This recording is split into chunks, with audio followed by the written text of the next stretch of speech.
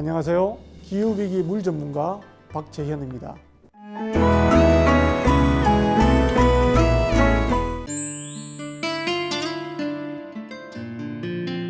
우리나라의 도시 인구가 굉장히 많이 늘었습니다.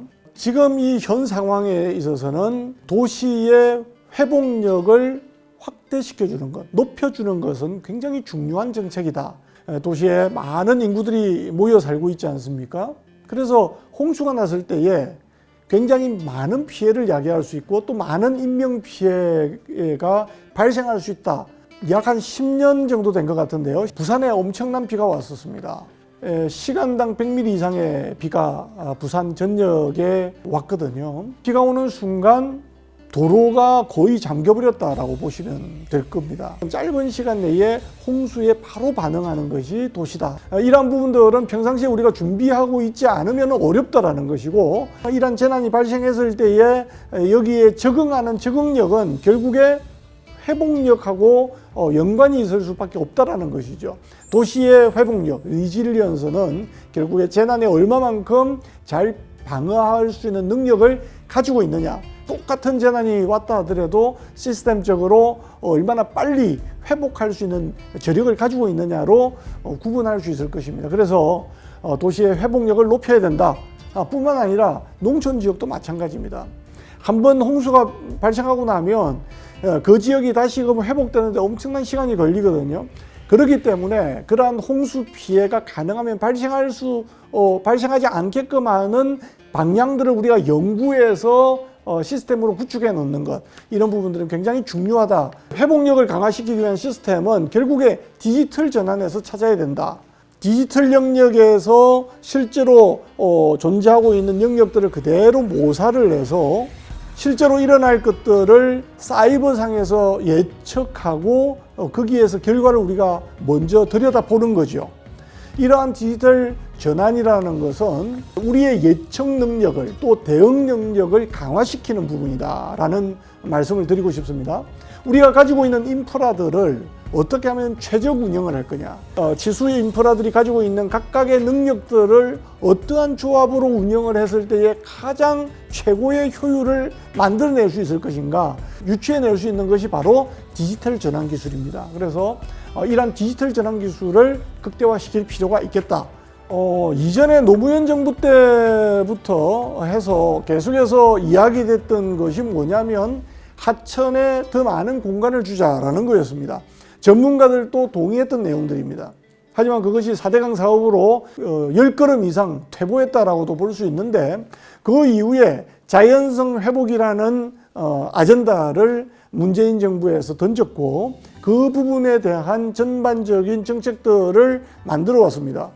최근 유럽에서 이야기하고 있는 Natural Based Solution, NBS라는 용어를 많이 씁니다. 자연 유래 해답인 거죠. 그러면 자연에서 해답을 찾아보자라는 건데 거기에 우리의 미래의 방점이 있지 않느냐라는 생각이 들고, 이 NBS라는 것은 결국에 지속 가능성과 연관되어진다. 그리고 뿐만 아니라 기후위기 시대의 생태의 멸종을 우리가 걱정을 하고 있는데 이러한 속도를 늦출 수 있는 것이 NBS지 않느냐라는 생각이 듭니다. 그래서 우리 인간의 영역만 생각할 것이 아니라 인간과 환경, 생태를 같이 우리가 고민하면서 공존할 수 있는 영역을 찾아 나간다는 것, 이런 것은 굉장히 중요한 우리 정부 물정책이어야 된다고 생각을 합니다. 디지털 전환 말씀을 드렸는데, 지금 우리나라에 홍수가 발생했을 때 홍수 통제소라든지 또 지자체에서 센서들이나 CCTV를 통해 가지고 자료들이 들어오고는 있는데, 이러한 것들을 통합 관리한다든지 또 데이터들이 표준화되어져서 빅데이터로서 나중에 분석하고 할 때에 활용되어지고 하는 부분들에 있어서는 여전히 어려운 상황입니다.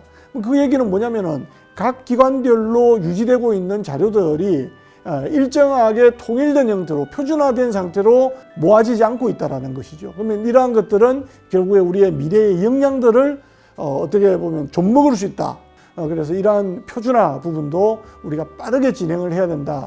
그래서 지난 정부에서도 사실은 수자원과 관련된 빅데이터들을 잘 하나로 표준화해서 잘 정리를 하자라고 했는데 사실은 모든 부분이 다 그렇게 되진 않았습니다.